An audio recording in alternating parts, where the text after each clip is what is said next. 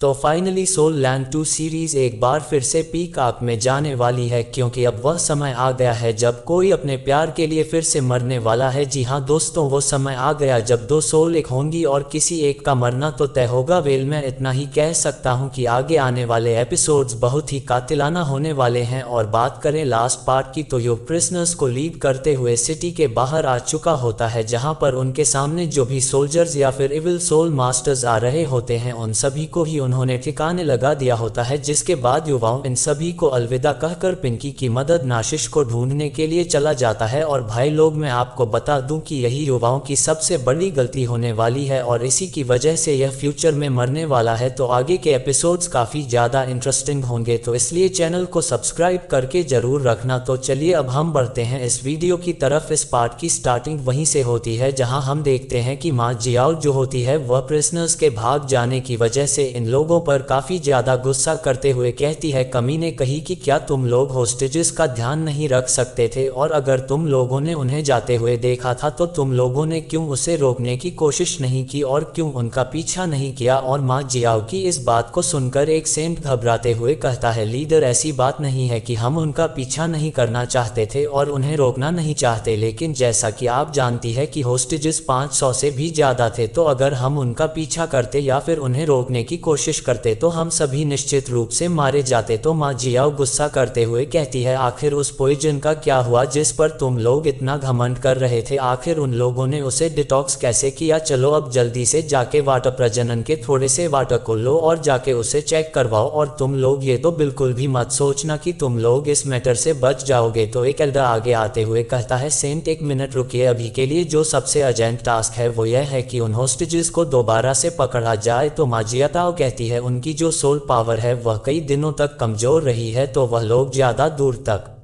भाग के नहीं जा पाएंगे और इस चीज पर ये लोग भी सहमत होते हैं। तो माँ जियाओ कहती है, तो फिर चलो सभी लोग मुझे फॉलो करके चलो। जिसके दूसरी साइड हम कई सारे इविल सोलिस्टर्स को देखते हैं, जहां पर एक बंदा चिल्लाते हुए कहता है, ऐसा बिल्कुल भी नहीं हो सकता है, अभी तो सिर्फ 15 मिनट भी पूरे नहीं हुए हैं, तो आखिर वह इतनी जल्दी कैसे बच के जा सकते हैं? और तभी इनमें से एक कहता है, ब्रदर मैंने सच में इस चीज को बिल्कुल भी एक्सपेक्ट नहीं किया था कि वो श्रैक्स के लोग असल में अपने साथ लेवल के फ्लाइंग सोल टूल्स को लेकर आएंगे। तो ये जो बंदा होता है ये कहता है, श्रैक्स कॉलेज को हल्के में नहीं लिया जा सकता है और उनके सोलर टूल्स का जो लेवल है उसकी तुलना सन मून एम्पायर के साथ की जा सकती है। तो इनमें से एक एल्डर कहता है, सेन तो अब हमें क्या करना चाहिए? तो माँ जियाओ कहती है, क्या करना है तुम खुद ही इस चीज को लीडर को एक्सप्लेन कर सकते हो। लेकिन तभी कोई चिल्लाते हुए कहता है, तुम में से किसी को भी मूव करने की इजाजत नहीं है, और यह जो लोग होते हैं यह इविल सोल मास्टर का ग्रुप होता है। तो एक एल्डर अपना बैच दिखाते हुए कहता है, फालतू का ड्रामा मत करो, हम लोग सेम साइड के ही हैं। तो ये बंदा कहता है, जो कोई भी सेम साइड पे है उसे पक्का सबसे पहले अरेस्ट करना है। और इस बात को सुनते ही माँ जियाओ हैरान होते हुए कहती है, क्या तुम लोग मुझे पकड़ना चाहते हो? तो इनमें से एक मास्टर कहता है, मूव मत करना। तो इस वजह से माँ जियाओ को काफी ज्यादा गुस्सा आ जाता है और यह काफी ज्यादा पावर को रिलीज करते हुए कहती है, मेरे रास्ते से हट जाओ, जिस वजह से इन सभी को काफी ज्यादा दिक्कत होने लगती है। लेकिन तभी कोई और चिल्लाते हुए कहता है, रुक जाओ, बंद करो ये सब। तो माँ जियाओ भी शांत हो जाती है और तभी यहाँ पे एक और लेडी आते हुए कहती है, कमांडर वान, क्या आप लोग यहाँ पर हमें पकड़ने के लिए आए हैं? क्योंकि यहाँ पे तो सभी ही होली स्पिरिट कल्प के लोग हैं और यह जो सेंट है ये हमारी होली स्पिरिट कल्प की ही है। तो अगर आप लोगों ने तुरंत ही उन होस्टेजेस को पीछा करके नहीं पकड़ा तो आखिर इस चीज की जिम्मेदारी कौन लेगा? और इस तरीके से सन मून एम्पायर के सोल्जर्स और होली स्पिरिट कल्प के लोग एक दूसरे के आमने सामने आ गए होते हैं। और इस सिचुएशन को देख के मायाव सोचती है, देख के ऐसा लगता है ये स्मूथली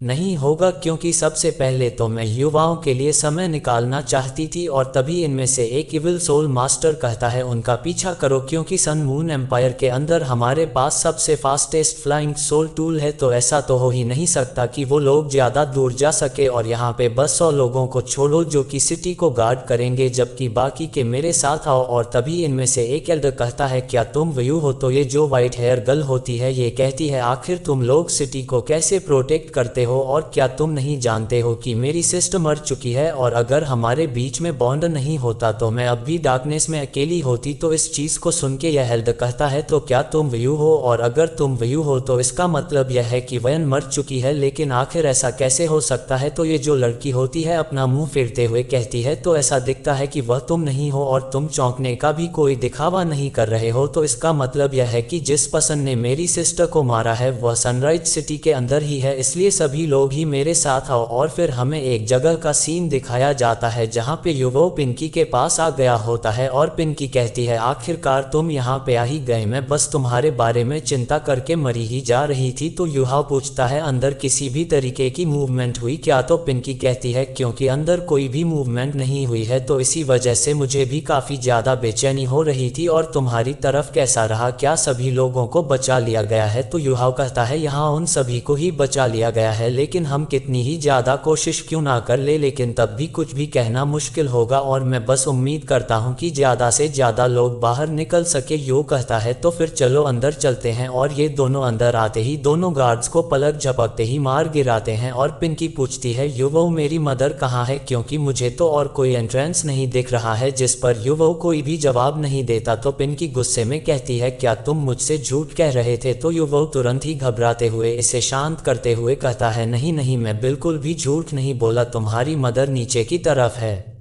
इसलिए तुम वहां पर जाकर उसे बचाओ और मैं बाहर तुम्हारे लिए ही इंतजार करूंगा। जबकि पिंकी युवाओं के ऊपर काफी गुस्सा हो रखी होती है, और तभी यहाँ पे एक तहखाने का ढक्कन लगा होता है जिसको हटा के पिंकी तुरंत ही अंदर आ जाती है, और यह यहाँ पे अपनी मदर को पाती है जो कि आराम से बैठी होती है। और इसे यहाँ पर देख के इसकी मदर पूछती है, आखिर तुम यहाँ पर क्यों आ गई, जल्दी से यहाँ से चली जाओ, अगर वो बंदा वापस से लौट के आ गया तो तुम्हारे लिए काफी बड़ी मुसीबत खड़ी हो जाएगी। तो पिंकी रोते हुए कहती है, मॉम आखिर आप ऐसा क्यों कर रही हैं, मैं जानती हूँ कि आपने पक्का काफी कुछ सफर किया होगा, और मैं मानती हूँ कि आपको बचाने के लिए मैंने काफी ज्यादा देरी कर दी है। तो इसकी मदद कहती है, बेवकूफ लड़की, जैसा तुम सोचो वैसा बिल्कुल भी नहीं है, मतलब कि मॉम एकदम ठीक है, और यहाँ तक कि वैसे वो बंदा इविल था लेकिन उसने मुझे हर्ट नहीं किया, और एक बार ही उसने मुझे चस किया था, लेकिन फिर मैंने तुम्हारे फादर को चूज किया, लेकिन वो गुस्से के कारण एक इविल सोल मास्टर बन गया, इसलिए मुझे भी यहाँ पर ज्यादा कुछ सफर नहीं करना पड़ा, और वह हर रोज यहाँ पर मुझसे मिलने आया करता है। तो पिंकी खुश होते हुए कहती है, ये तो काफी अच्छी बात है, और सच में मुझे बिल्कुल भी मालूम नहीं था कि आपका ऐसा भी पास्ट होगा। तो मॉम अब आप जल्दी से अपने कपड़े पहन लीजिए। और फिर पिंकी सोचती है, अब कोई हैरानी नहीं हो रही है कि क्यों वो नीचे नहीं आना चाहता था, और जहाँ तक कि उसे पहले ही इस बारे में पता चल गया था उसकी स्पिरिचुअल डिक्टेशन की वजह से उस लड़के को तो मैं छोड़ूंगी नहीं। जिसके बाद चैन को तोड़ के इसकी मदर को आज़ाद करा लिया जाता है, और जब ये लोग बाहर आ जाती है तो युहाव कहता है, ठीक है, हमारा जो सनराइज सिटी में लोगों को बचाने का जो मिशन था वो आखिरकार कंप्लीट हो ही गया है। तो अब चलो होटल चलते हैं जहां से हम फैंगलिंग को भी उठा लेंगे, जिसके बाद किसी जगह को ढूंढ के कुछ दिनों के लिए छिप जाएंगे और तभी बाहर निकलेंगे जब सब कुछ शांत हो जाएगा। चिंता मत करो, जब हम बाद में सिचुएशन को ऑब्जर्व कर लेंगे तब हम यहाँ से चले जाएंगे। तो पिंकी कहती है, मुझे सच में अभी समझ में नहीं आ रहा कि हम क्यों उस बंदे को बचाने जा रहे हैं, और मैंने ब्रदर सांची से सुना था कि असल में वो बंदा एक निकम्मा है और उसने कितनी